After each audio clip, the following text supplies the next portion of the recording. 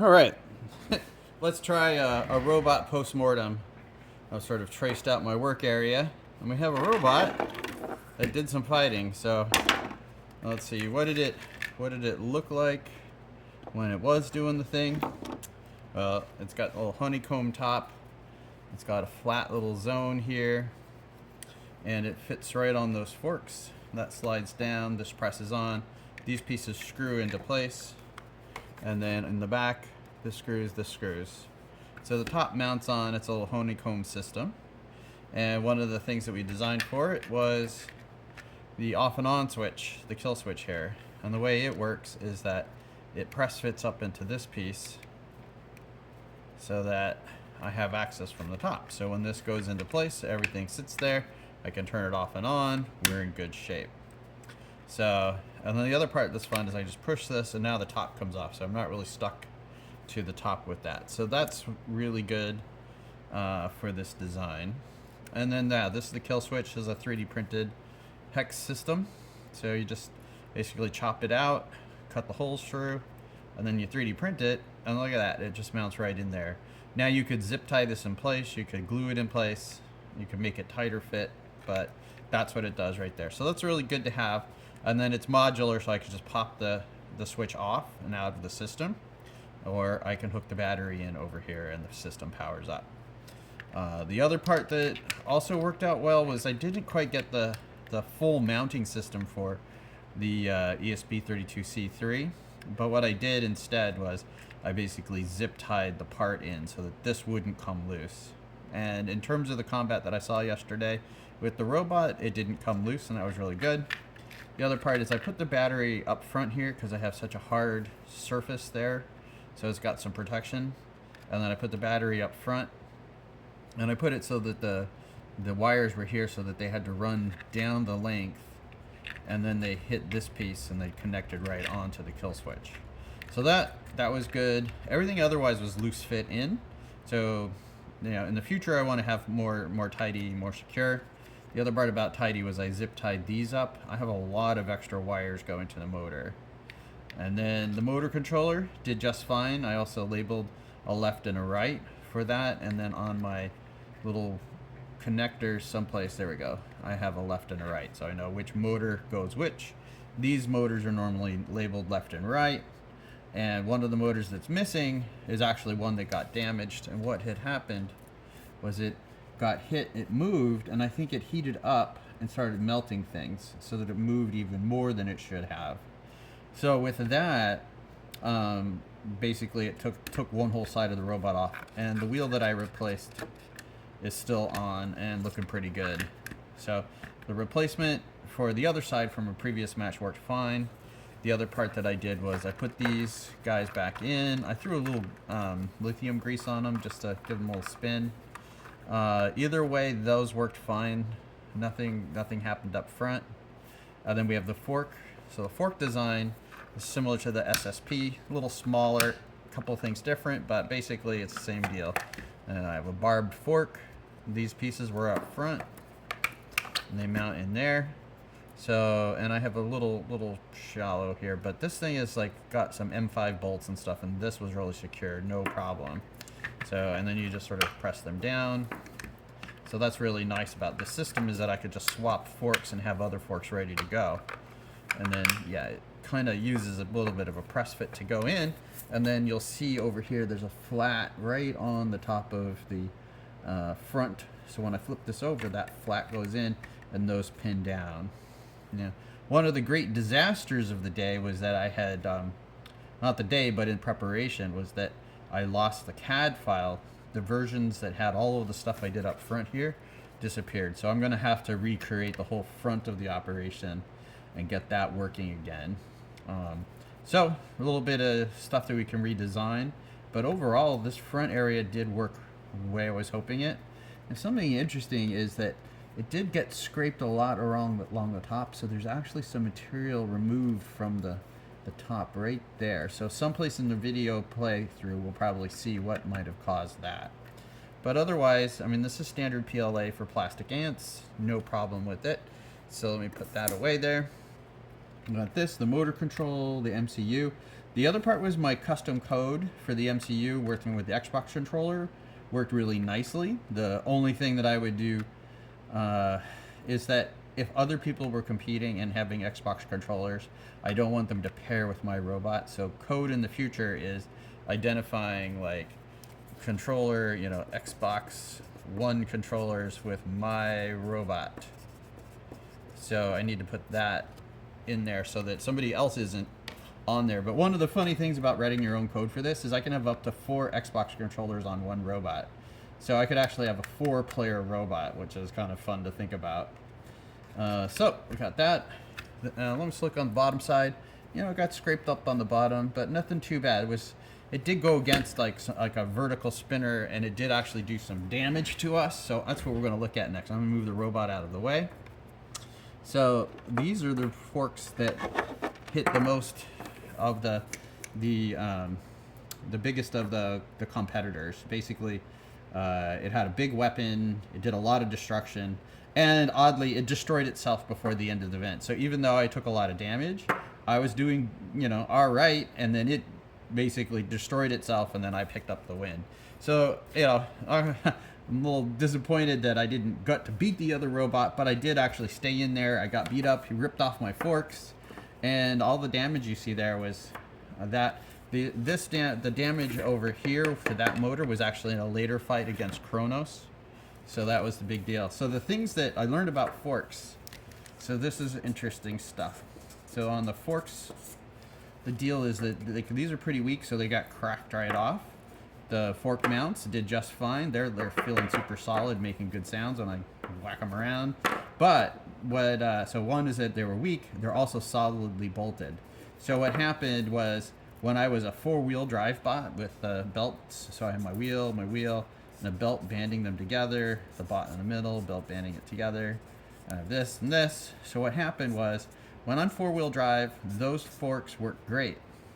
But what happened was the forks were solidly placed here. So solid that when some robot was stuck on my forks over here putting weight downwards, it pushed up on the back, and I'm a rear-wheel drive, so the wheels came up, the belt was not working, so I got stuck and entangled because my forks have a little barb at the end, and the other robot couldn't drive off. My idea was that I'd have traction and I could spin around and get them off of there, but no, the center of balance was such that when the weight came down on the forks, my wheels lifted and I was in trouble. So the first fight with the belts working, no problem, and also the fact that I had the front of these forks ripped off also caused no problem. So the deal with these is that I can mount different styles of forks in here, and I don't have to make them super tight. So the next one up is going to have a particular shape, and it's going to have like one thing here, it's going to hinge, and it's going to float upwards and downwards. But that was something I wanted to pair up with a weapon so that it would kind of fly up in there. But the forks that were super solid, like these particular forks that I have here catching stuff, that there, with the shape that it has, is really great as long as you have nice secure to the ground traction.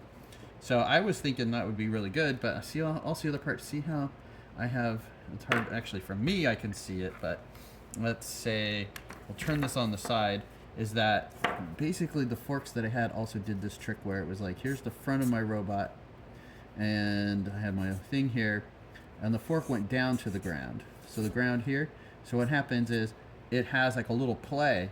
So if you push here, you're actually pushing down and again pushing up the robot. So because this fork isn't perfectly flat, it had stuff to do that caused the other area to pop up. So that was nuts. Anyway, totally unexpected, but we're gonna do new forks with both the same design, but we'll also do one flat to the ground so that there's no gaps. It'll be just totally flat to the ground. And then we're going to do the floating fork. And then depending on our weapon choices and stuff, we'll come up with different designs. But the floating fork is next. That'll probably be good for us in Forkland. So move that out of the way. So then I think I mentioned this. This is the part that is such the interesting problem. Is that my wheels did fine. The idea that there's 2 of them that have like a deadbolt in them, and those don't go anywhere, and they do fine. They're robust. these ones work really well, and they're really nice wheels. But I have basically, if we look at them, I have a system like this where there's a grub screw that goes this way and a grub screw that goes that way, and they pinch the pin. And that thing has a D shape, so they pinch, they stay really good. But I had to throw some either Loctite in. I had to do something to get those things to stay tightly. Not for a lot of different reasons, but basically me not tightening things down appropriately, or if I did it too many times, maybe my grub screw would come loose. So that cuts to the grub screw. I have like a M4 by 4 or something. No, that's too big. But anyway, I had a 4 millimeter grub screw, and really what I need is an extra long grub screw to go through here. So I don't know, something up to 8 millimeters maybe, just much bigger grub screw, and have a grub screw this way, grub screw that way, and keep it in there. But that would create so much more contact. The other is these are PLA hubs instead of TPU hubs. So, they don't have as much flex as TPU would. So anyway, that's the other issue, is like, I probably should go from PLA over to TPU, but it was a plastic ant, and I thought, okay, let's just keep everything in, PLA for now. So that's the decision there. So that's that with the grub screws, the Loctiting, something like that was really important. Then the next thing, I TPU printed some belts trying to figure out what size they were. And when I did all of the looking things up, what I discovered here is that you go, here's a center point, here's a center point, you measure your distance, and I have something, some number of millimeters, and then it has a 22 tooth gear printed on it. Same deal, 22 tooth gear printed on it. And what it does is, when I did the math, I calculated that it was a 72 tooth, and FingerTech others sell 70 tooth, or they sell a 74 tooth. So one of them is that we're in the way. And so what happens, and what I'm supposing, is that when that's too tight, it pulls in on it. And those nice little motors that we have, they have basically the gearbox and the motor, and then they have the gearbox and the motor, and the part that comes out that the wheel's on. And if you pull too tightly on those things, you pull too tightly on those things, then the gears get bound up and you're messing up. So what happened was, I ended up with the teeth too tight, and that basically probably wore out at least one of my motors too soon. So that's an issue. So one is backup motors are important. A right size belt is really important. So let's get the right size belt. And then what I figured with that is, either I can I'm going to have to either move them outwards or move them inwards. One of the two for that. The other option was, I did 3D printed TPU belts, and those were the ones that worked. I had a pair of belts that were perfect, but in the first match they got just ripped off. And TPU is not about taking abuse. It was, and it actually did a really good job. So what I think I did was, I think I measured out, put a lot of time in the first, and then I went to 3D print a batch of belts. And then what I discovered was that I think this is more like a 70 tooth belt versus the 72 tooth belt that I could print. So I think I printed up the perfect belt and then thought I got it right, and then I ended up printing more 72 TPU belts. So somewhere in here, I'm pretty sure I should probably cut this. Oh, well, I split it in two places, so it's hard to figure out what exactly happened. So can it just be that it was stretchy? Let's find out. So I'm going to take this line and start it here, and then I'm going to take the other part of the belt and I'll go here. So let's go basically right along that, and I'll call that the starting point, because then I can take the belt that messed up, lay it down, and find out that it's exactly the same. So look at that. Everybody is the same. So I need to work on the belt game. Somehow either it was more springy, But there's definitely a belt issue that I need to figure out. Otherwise, I have to abandon the belt idea. Let's see. So, but the wheels survived. It took a little bit of damage here. So that was the belts. Well, let's see. I got the wheels, the belts, the top. Let's see. But I think that's pretty much it. That's the quick version of it. It's this design is pretty validated. So the mount points, the way we do that, we're in good shape. The idea of having the flat cover, what I would do in the future is instead of these coming down, I want this to extrude outwards, and I want it to be able to press right on top of here. So these guys have a little gap that they shouldn't have. So I want the top to press down there because it already presses here, but there's a little gap here, it doesn't press down. I want to make sure that that happens. And then the other area is that down here, I have a little bit of a gap as well. This gap should be like the body should print right up to the edge here so that that's particularly connected across. So there's no gaps. You can't hit them at a back angle or something like that. So I think those are things I want to do in the future. Also, because this got all melty, I need to think about heat management in case things go wrong, because that's what motors do, is they heat up when things go wrong. And the other is I could extend this out more and have more like containment. But if I have melty containment, I'm not too sure. The left side worked good. The other part is it press fits really nicely in here. And I don't know if you can see, but I have these like little screw holes and I have a mount hole. And what happens is these holes for the mount don't all shape perfectly. So I have to drill this so that it has a perfect 1/4 inch hole, and then I have to clean this up and make sure it is.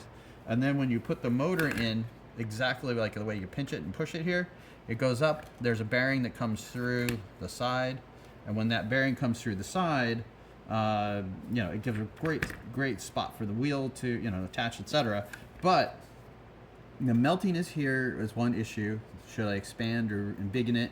The other is there's some area here that could be for defenses, but I also want to add some weapons. So I might have to figure out the weapon in the front, the weapon in the back. I could do a reverse mount one of the things over here to throw a backwards thing on if I wanted to add to my defenses in some cases. The other part is that I can go in here, I can bring this out and protect the belts, bring it out farther. So that's a potential. So there's a bunch of different really good ideas that I'm looking at in the future for the bot. Overall, I would say it proved itself in its general capabilities. And then basically, you know, if I was just going to change up these forks and make them more flexible, fix the belt, double check the fit right here, see if there's some reasons that we can deal with, like the meltiness if things go wrong. I would, you know, do a little more cable management, like shorten the cables up, and find a good mount, like a 3D printed integration. And so I did lose my CAD design for these changes. So when I recreate that, I'll go and start making body changes. But at the very last minute, all I could do was figure out how to make things not permanent. So I came up with a little hex system to plug in parts so they wouldn't move on me but could be accessible. So that was the breakdown post-mortem of this one was Bad Buggy. So anyway, we'll see about more of this. If I get some fight video, I'll show some of the things that happened. Mainly there's really good examples of that little bit of wobble causing me trouble. So anyway, it'll be interesting to see. All right, thanks.